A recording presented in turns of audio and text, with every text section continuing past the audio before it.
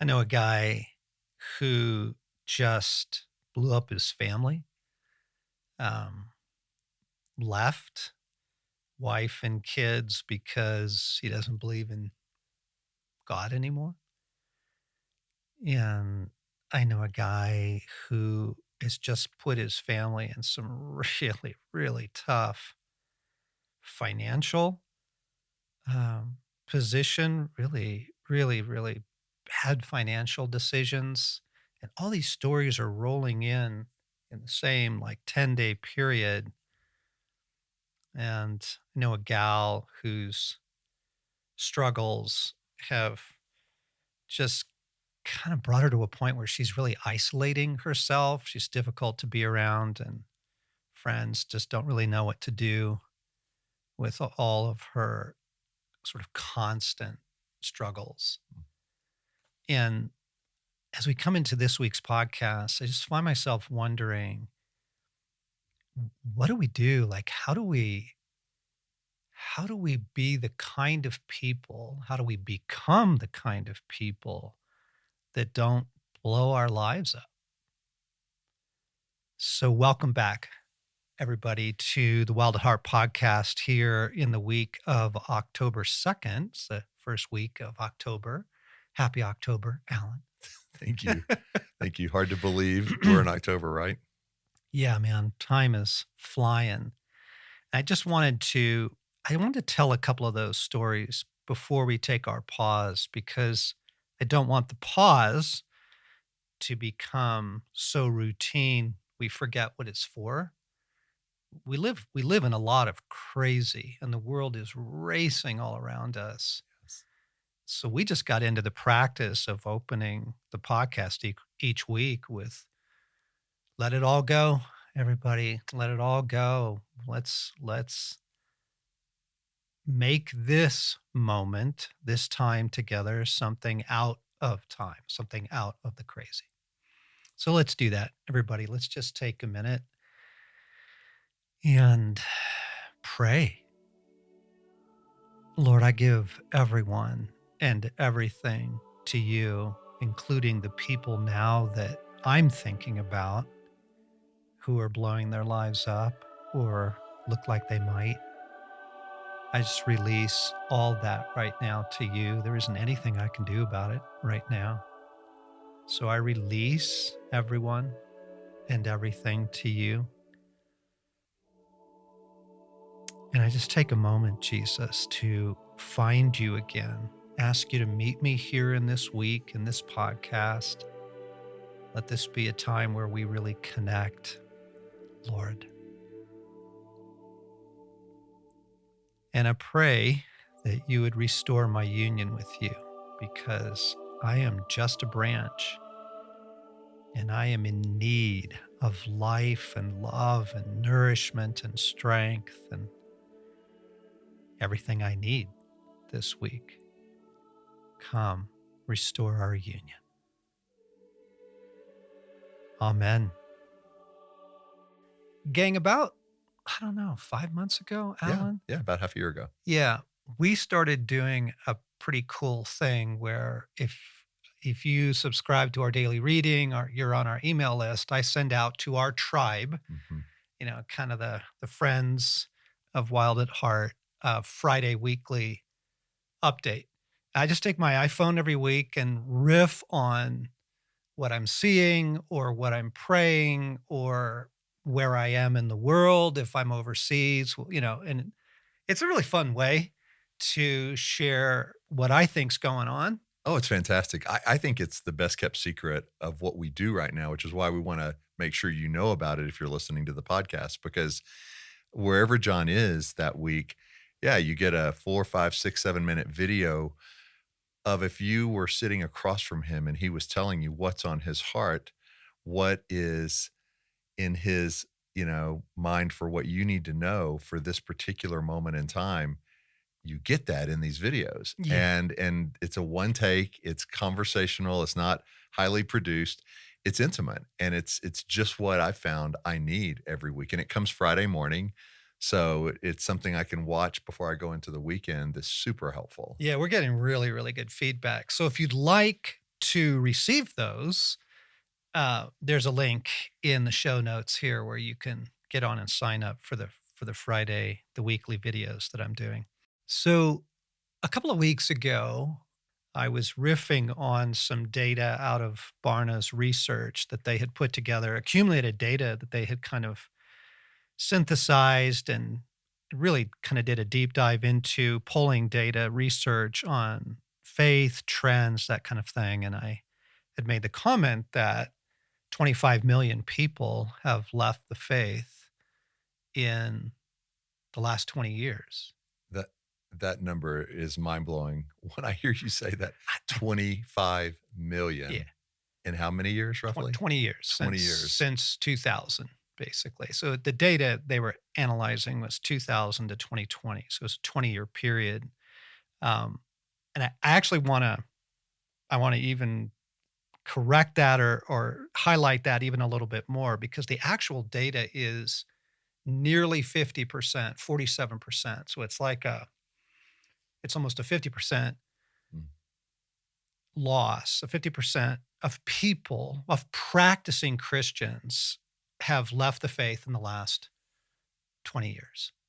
Or at least there has been a 50% decline in people who would call themselves a yes, practicing Christian. So that could be for a lot of reasons. right. But that's a staggering number. I mean, that's millions and millions of people. Okay. It's like almost like a mega church every single day Yes. walking away.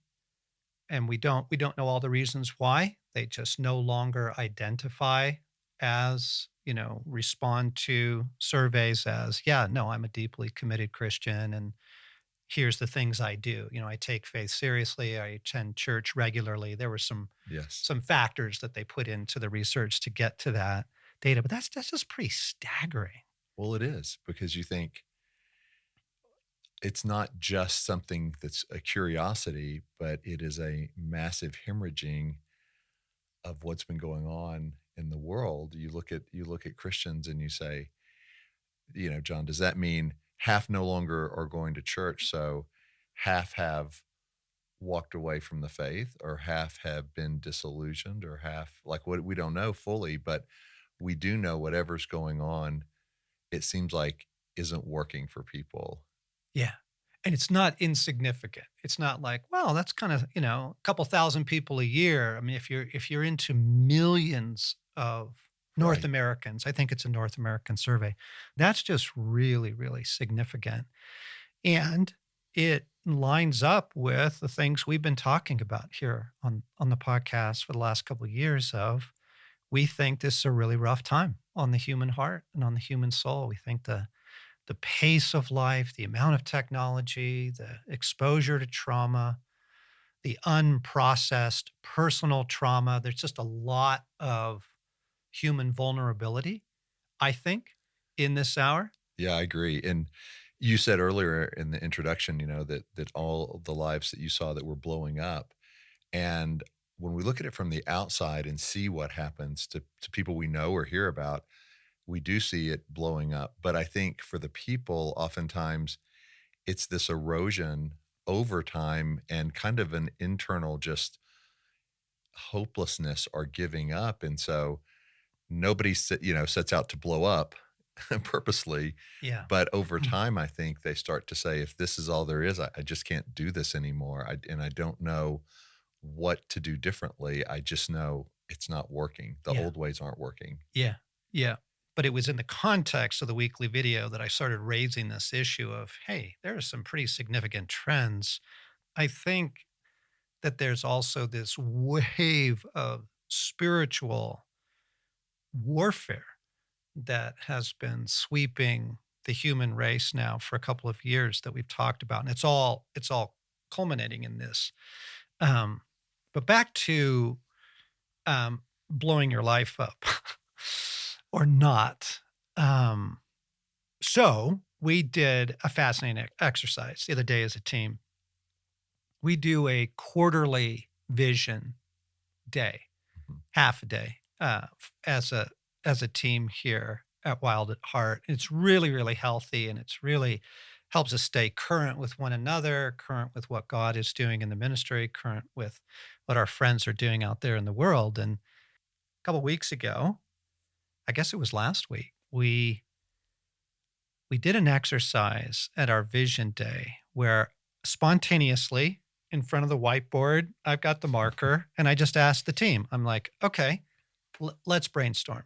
What does a person need to survive in an hour like this one?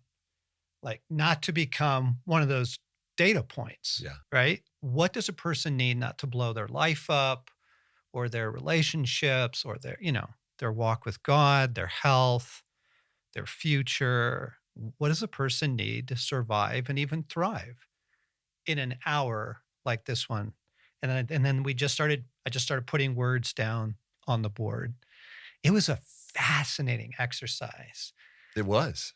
So many comments from the various people on our team that just were insights into what had been life preservers for them in the last few weeks, months, and then we riffed on it. But yeah, super rich. And not only that, but the team was asking you later, John, like, hey, don't erase the board. Like we want to keep this. We need to take a picture of this, or we need to hold on to these things. Yeah. So we did take a picture. Somebody took a picture of it, and we're going to post that in the show notes too. But before we get into that, if you're not driving right now, I guess even if you are, you could pause. I want you to pause the podcast and ask yourself, yeah, how would I answer that? What does a person need to not get taken out?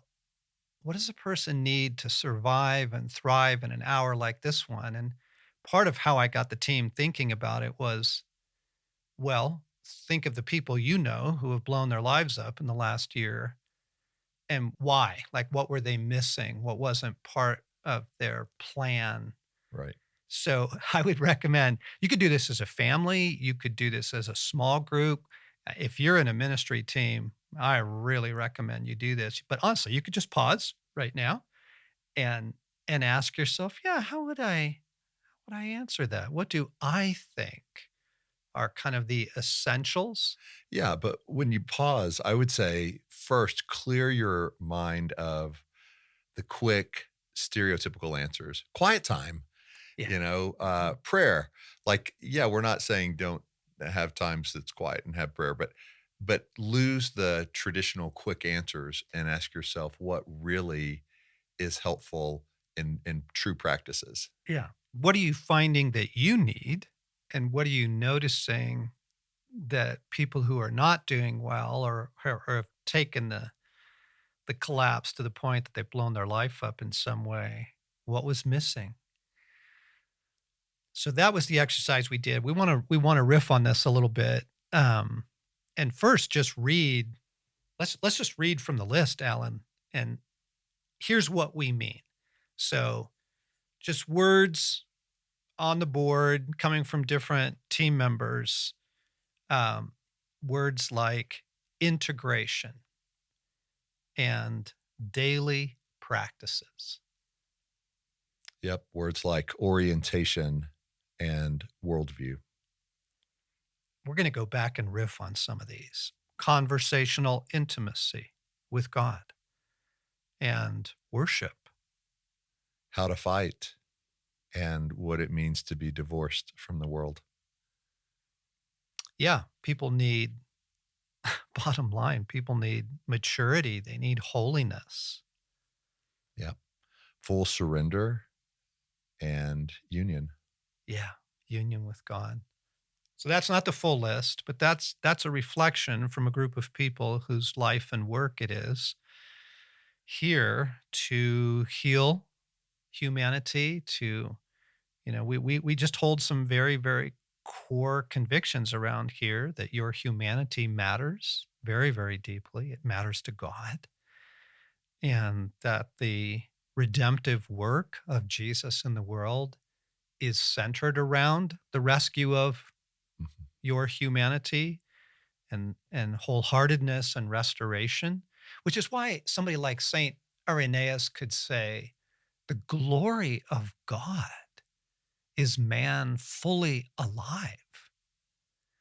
And that could sound like really narcissistic in an hour like this one. Yeah. Like, oh, yeah, exactly. I just want to live my life to the full.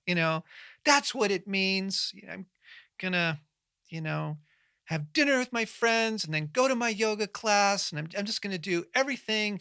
And I'm going to buy a new car. And I'm going to take a longer vacation and make everything wonderful this year. Right. Right. It's not quite what Irenaeus No, was I don't think so. was naming. Yeah. But what he meant is the glory of God is man fully alive because it brings glory to God.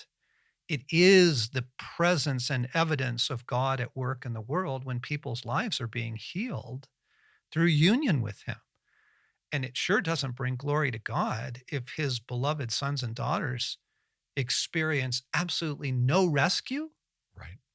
I mean, if we have the same sense of hopelessness and fear and burnout and numbing that our neighbors have who don't know Christ, something's not right with that. So yeah, us being fully alive with the hope of Christ and us being fully alive to those we love is a very counterintuitive, almost rebellious thing in light of what most people in the world are feeling right now. If we can be that, that is the salt and light, that Yeah. is the hope. Yeah. It was a couple years ago that the World Health Organization, you know, they kind of watch global health trends and they put burnout for the first time ever on their roster of like serious Mm. global trends that burnout was like way at the top now of global human condition.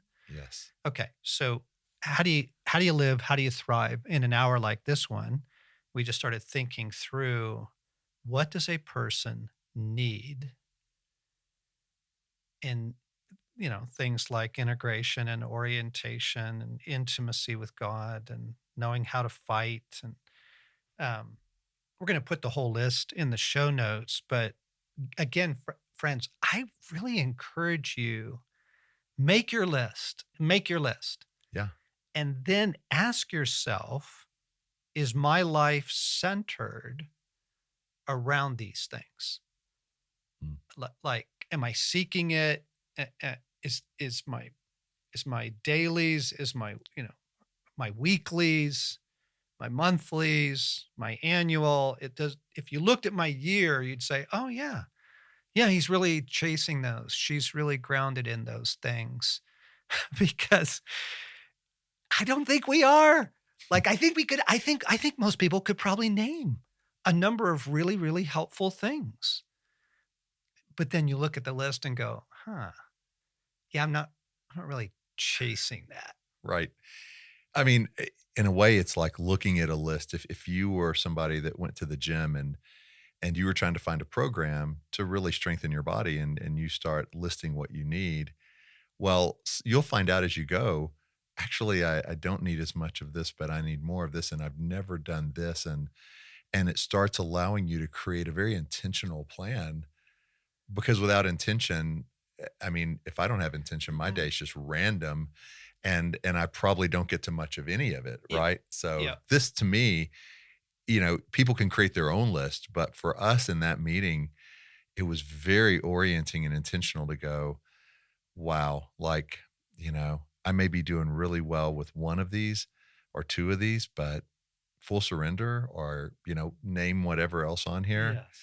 I need to hear more about that. I need to Yeah. learn more. I think the gym analogy is really good because most people don't start asking questions until they get hurt, Yeah. right? Right. Like, I'm a runner, but now I've got, plantar fasciitis or, I've got Achilles heel issues or, kind of now, and then you go to a trainer or a physical therapist and you say, what do I need to do? Yes. So it's usually when the pain kicks in, right? You go to the gym, you are working out with weights and Yeah. and then you throw your back out and that's when you realize, oh, you're not doing this right at all. You're Yeah. actually stressing your body. Let me Yes. let me give you some advice, right? It's usually the pain. Oh, yes.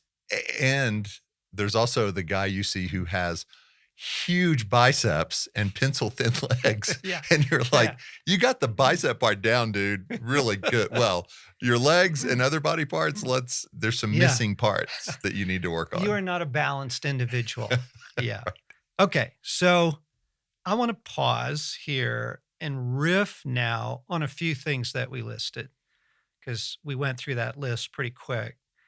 Um, let's name let's name some of the things from the list again, Alan. What first off, let me just ask you, what stands out for you? Yeah. The one for me, and I believe this was the one I named because I've been trying to dive into it more lately, was really what it means to be divorced from the world.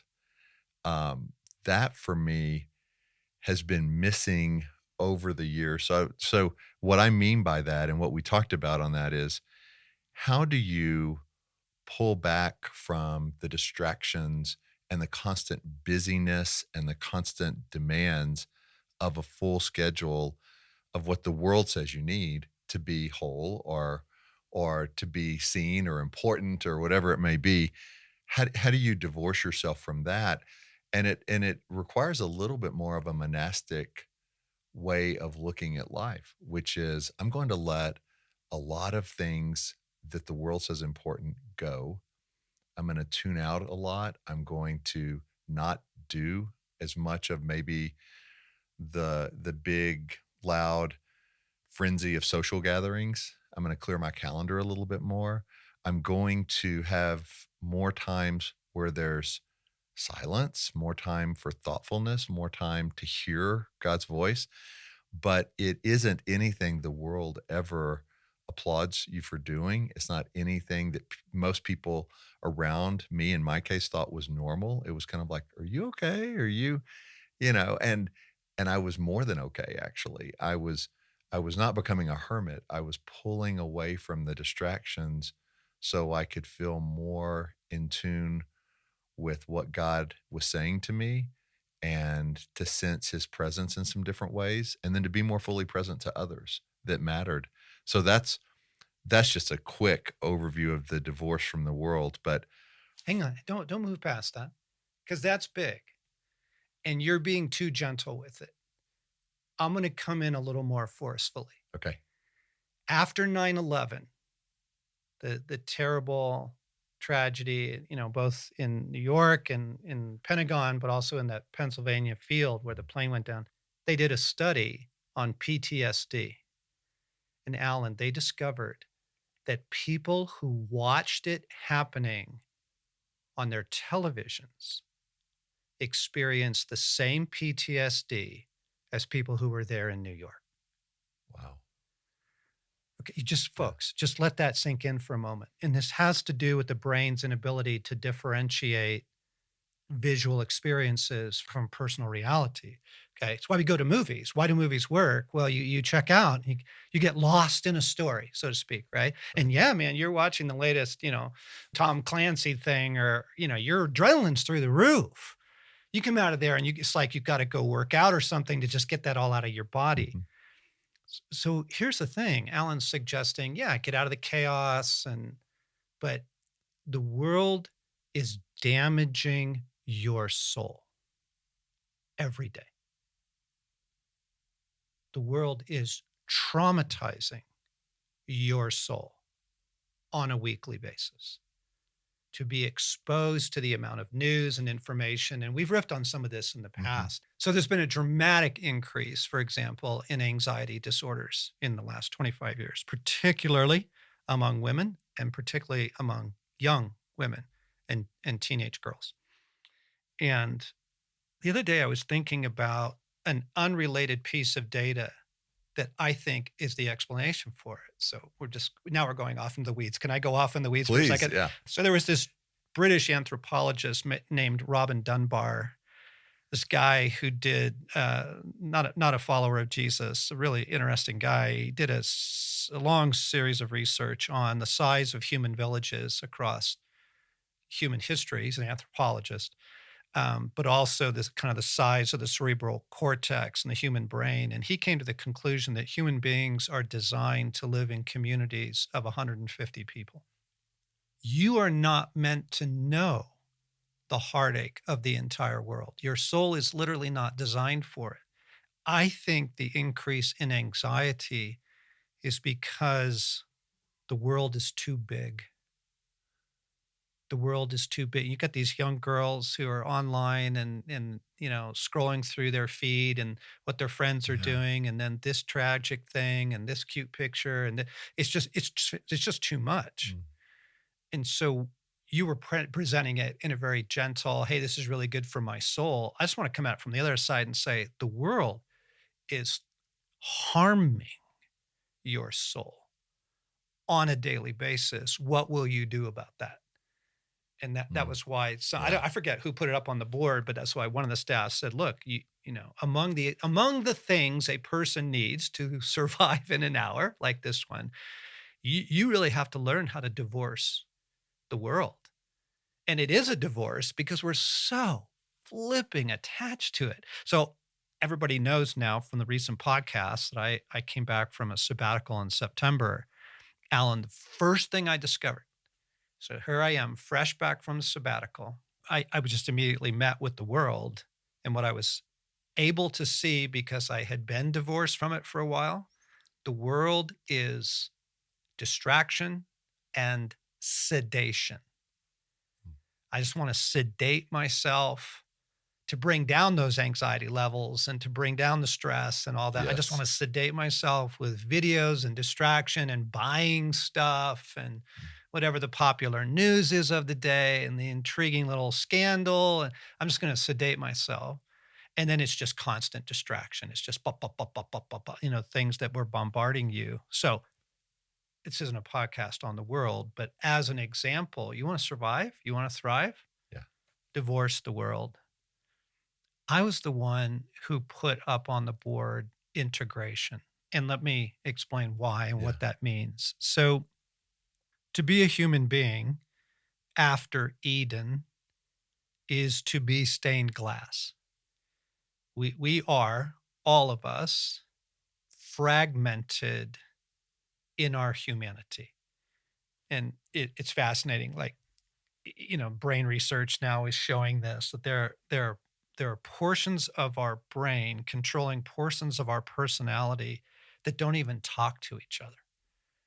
Wow. It's like you're a household in there, but somebody's mad at somebody and they got their door locked. Like we are, and this Isaiah 61. This goes back centuries. I have come to heal the brokenhearted, the leb shabar, right? Uh, the fragmented human being. We are all fragmented. Yes. And in our fragmentation, that is where we are vulnerable. And so I can be cruising along, doing really well in my life until one of those unhealed fragments shows up, one of those unconverted places. And those are different things as we riffed on recently, right? There are places in me Yeah. that need healing, and there are places in me that need conversion Yeah. or repentance or surrender. But to be fragmented and not to be progressing towards wholeheartedness is to be very, very vulnerable in an hour like this one.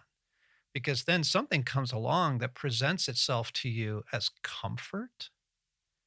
It's just going to make you feel better. And yeah, you're going to gravitate towards that. And, back to one of the guys I know blew his life up. Like, it might be an affair, might be a sexual comfort, but to somebody else, it might be food, alcohol, sports, Working out twice a day, Yep. whatever it. Yeah. Yeah. And so integration, oh my gosh, like I don't want to say one of these is the key to all the others, but I would put integration pretty high on the list Yeah.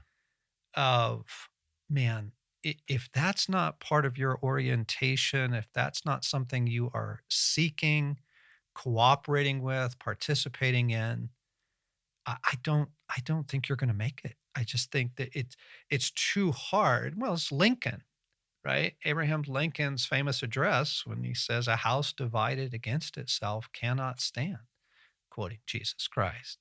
Right. Um, Civil war destroys a nation. Civil war destroys a human soul, right? And so you don't want to be a collection of parts.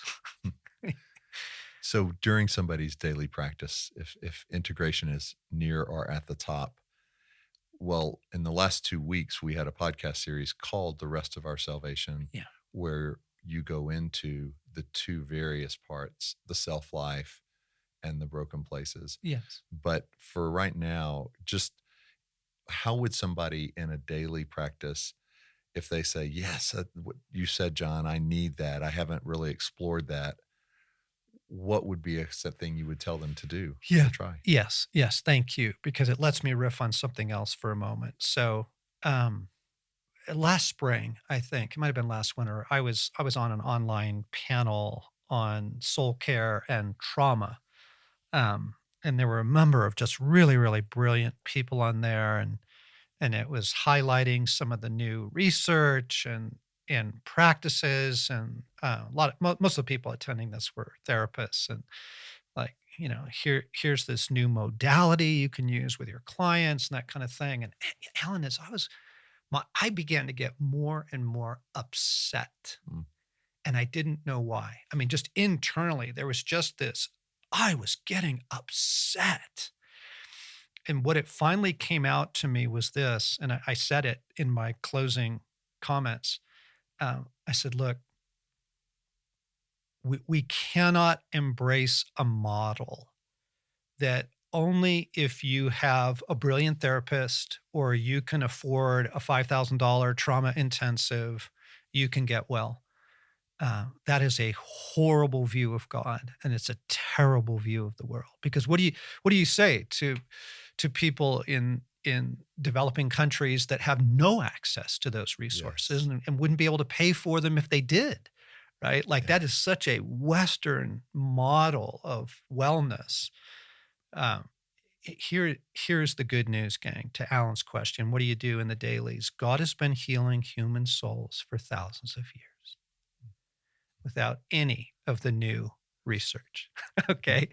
I think the new Yeah. research is helpful. I've benefited from it. So I'm not dismissing it. I'm just saying God has been healing human souls for thousands of years. That's our hope. Okay. And what it is, it comes down to when these places present themselves. Suddenly you feel 8 years old again, as you're going to a family dinner, or you're in your boss's office and you're like, whoa, you're like really afraid for your job, and suddenly, you feel 12 again. You invite Christ there. The soul is healed through union with Jesus. And so in that exact moment, you say, okay, Jesus, I am anxious. I am angry. I'm withdrawing. I'm checking out. I'm dissociating. Help me right now through union with you. I invite you into this fragment of me. I invite you into my fragmented self, but particularly this one right here, right now that I'm experiencing. And he comes. Behold, I stand at the door and knock. If you open the door, I will come in, Jesus promises. So integration, divorcing the world. Gang, do you hear the examples? Like, we're describing a life Yes. that is not out of any of our reach. It's Right. not. But it's a series of choices. It's almost like the next word I had down on mine was orientation. But that's not, I was going to say it's like a new orientation, and it is, but I don't remember who put orientation on the board. Do you? No, I'm not sure. But what they went on to talk about is that if you do not have your bearings, so now we're riffing on another one. If you don't have a worldview, if you don't have your bearings, if you can't name with some understanding, oh, this is what's going on in the world right now, and I'm that way, I know what to pray, or I don't have to cooperate with it, or just get sucked down the rabbit hole, Right. right? Right. Yeah, I mean, Alan, back during COVID, and then the U.S. presidential elections, there were videos going around that friends of mine were drinking from, and it was a Kool-Aid that was so freaking wild. Conspiracy theory stuff, and this is gonna happen, and then all this is gonna come out, and the whole thing's gonna be exposed, and it never did. Um, like, if you don't have orientation, you're gonna fall into somebody else's storyline, Right. right? Right. Somebody's gonna sell you a story, and a salvation story, Right. that your favorite leader is gonna save the world, or, this new nutritional program is gonna save the world, or, Right. And I've seen another kind of orientation that is happening, which is not so much the conspiracy theory, though that's raging right now, but also the story that I'm in is the story it's always been and always will be. And I just kind of want to work in my garden in the afternoon, and I want to have peace and calm. And it just, to me, that is a very naive view of life because it takes no account for the time we're in, for such a time as this. totally. And so, yeah, when you're talking about orientation, I think we all have to ask ourselves, is our orientation toward the next thing on social media that's trying to stir us up? Or is it I just have my own story, and my own story doesn't, whatever's going on out there is just kind of arm's length, which neither one of those is an orientation toward God's story. Exactly. Exactly. The story of God has been, is now, and always will be the story of the world. Is that how we see things? And are we checking in with God to Right. say, okay, where are we? What do I need to know, Lord? It's the beautiful passage in John 15 where Jesus says, I no longer call you servants, I call you friends, because the servant doesn't know what his master's doing, but I'm letting you in on everything I'm doing. So there's this beautiful intimacy with God that's available to us that helps us bring orientation. Okay, so maybe last one for now. Conversational Good. intimacy Yeah. was put up on the board. Um, why is that? Why is that an essential and not just like, oh, that would be cool.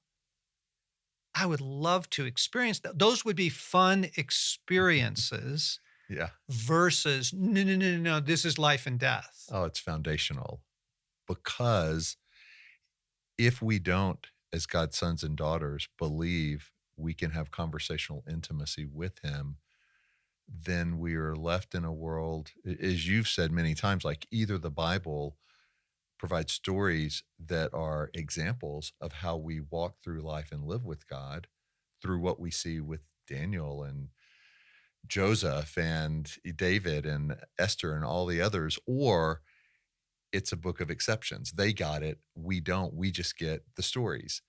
And so, Mm. John, this to me, in my walk with God, the book that transformed and the teachings from you, my life more than anything, has been Walking with God, which is a book about what it means to have conversational intimacy, Mhm. to be able to talk to God, to hear His voice, to be fathered by Him in that way through what's going on, rather than just looking for open doors, closed doors. I think this, I feel this, but to be able to say, God, give me your interpretation, give me your words for right now. There's nothing I think that's more important. And I think from so many believers, this has seemed like uh, the exception, or the only John Eldridge can do this, and a few other people. But I mean, no, I maybe hear one thing kind of from God, maybe every 5 years, and you just can't go through life that way. No, it's pretty dangerous. This is a list of things people need in order not to blow up. It's not a list of things that would be cool to have Yes. for a fun life, because you don't want to be burning precious years of your life. You don't want to be burning through emotional energy in things that God is not in. He's just not in it. a trip he's not in, a job he's not in. Like you got to walk closely. We have to walk closely. We have to ask, and we have to learn how. These are all cultivated things. It's not Mhm. just a switch you flip. Integration is something you just turn on and off, right? Orientation isn't something you just get once. This is a series of values, priorities around which we build our lives, and learning to hear the voice of God. Like, wow, it's just crazy how many people get themselves. So it's just the now what. Let's just start with now what. Now what do I do? Like now my son's got this learning disorder. Now what do I do, Lord? Or yeah, our church actually did just blow up. Now what do I do, Mhm. God? Or that person that I thought was so wonderful and trustworthy just found out, they were sexually abusing their staff. Now what do I do? Like everybody's got a now what do I do, Lord? Everybody Yes. has that. Now what do I do? Right? Right. That's where you need conversational intimacy, and taking time and listening and cultivating. And then you ask him to confirm it. It's just as simple as that. You say, okay, I think I heard something.